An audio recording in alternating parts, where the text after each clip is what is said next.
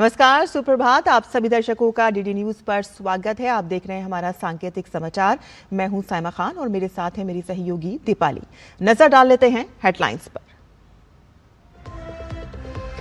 संसद के दोनों सदन में आज निजी विधेयकों का दिन।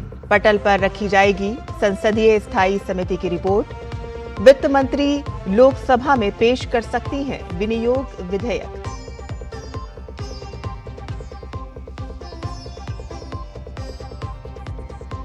थाईलैंड से जल्द भारत लाए जाएंगे गोवा अग्निकांड के मुख्य आरोपी लूथरा ब्रदर्स।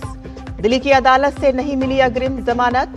गोवा पुलिस की अजय गुप्ता से भी पूछताछ जारी।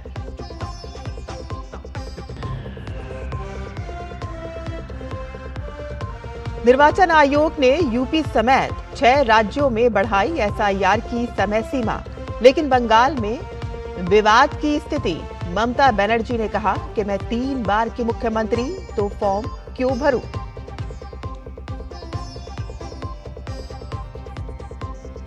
बांग्लादेश में अगले साल 12 फरवरी को होंगे संसदीय चुनाव। शेख हसीना के बिना खालिदा जिया की बीएनपी और जमाते इस्लामी के बीच होगी जंग।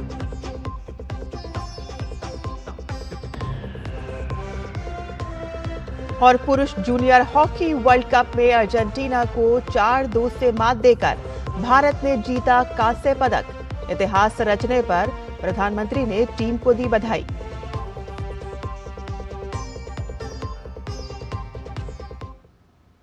और अब समाचार विस्तार से। संसद के शीतकालीन सत्र के दूसरे सप्ताह का आज अंतिम दिन है।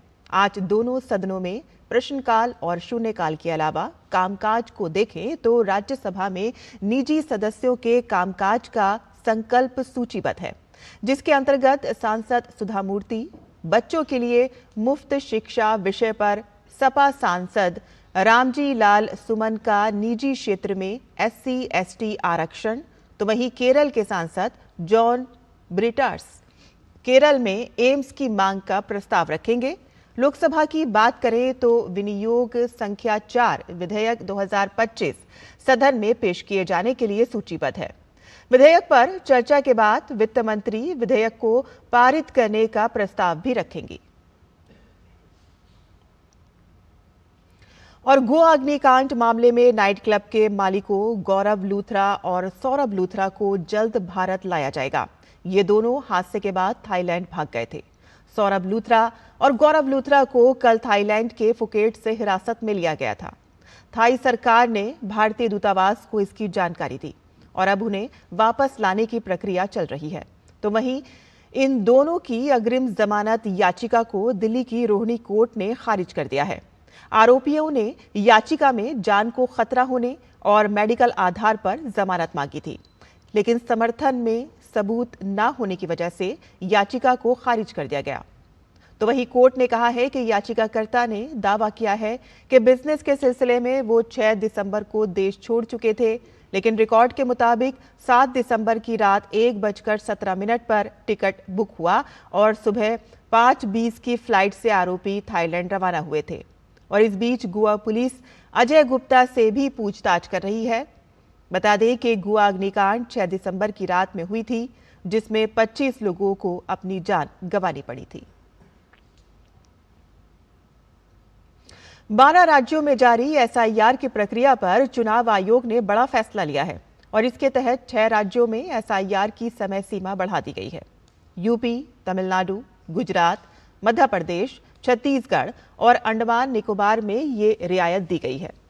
तमिलनाडु की और गुजरात में इमिग्रेशन फॉर्म जमा करने की अंतिम तिथि 14 दिसंबर कर दी गई है और वोटर लिस्ट के ड्राफ्ट रोल को जारी करने की तिथि 19 दिसंबर कर दी गई है।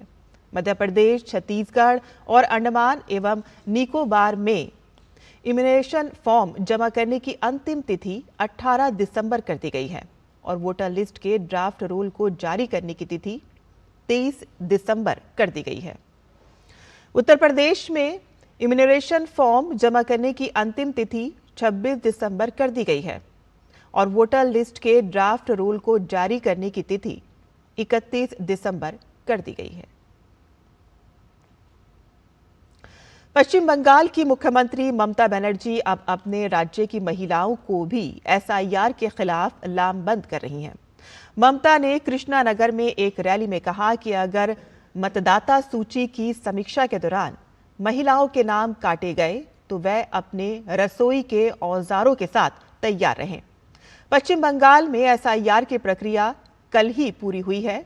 ममता बनर्जी ने आरोप लगाया है कि रोहिंग्या और बांग्लादेशी होने के संदेह में बांग्ला भाषियों को तंग किया जा रहा है और ये भी कहा कि एसआईआर के कारण अगर किसी का नाम मतदाता सूची से हटा तो वह उसके खिलाफ धरने पर बैठेंगी।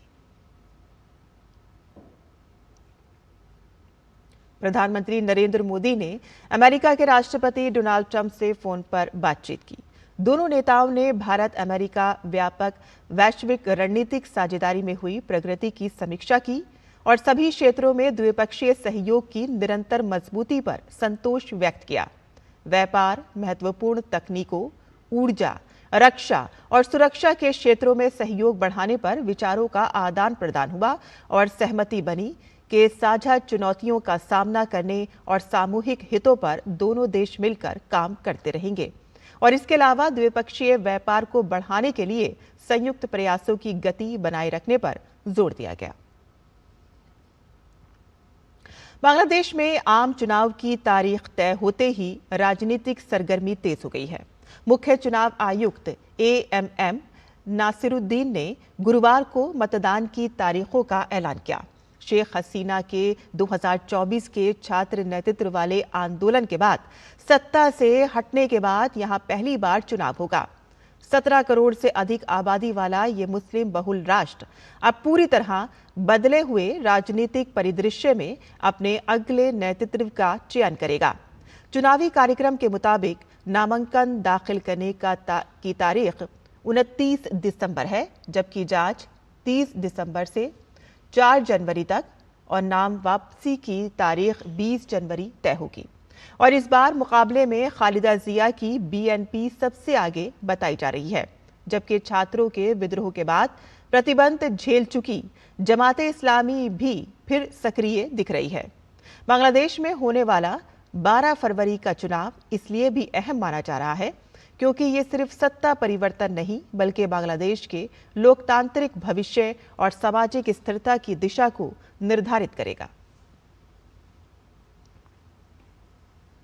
भारतीय जूनियर पुरुष हॉकी टीम ने हॉकी विश्व कप में कांस्य पदक जीतकर एक नई उपलब्धि हासिल की है। तो वहीं दूसरी ओर इस जीत की कुछ तस्वीरें ऐसी भी रही हैं कि जहां लंबे संघर्ष के बाद सफलता की कहानी ने एक नया अध्याय लिखा। 3 क्वार्टर तक पिछड़ने के बाद भारत ने आखिरी 11 मिनट में 4 गोल कर मुकाबला पलट दिया। और प्रधानमंत्री नरेंद्र मोदी ने पुरुष जूनियर हॉकी टीम को बधाई दी है। उन्होंने एक्स पर कहा है कि FIH hockey mains junior world cup 2025 में इतिहास रचने पर हमारी पुरुष जूनियर हॉकी टीम को बधाई। हमारी युवा और जोशीली टीम ने इस प्रतिष्ठित टूर्नामेंट में भारत के लिए पहला ब्रॉन्ज मेडल जीता है। ये शानदार उपलब्धि देश भर के अनगिनत युवाओं को प्रेरित करती है।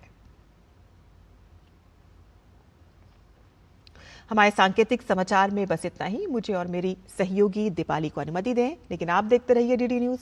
नमस्कार।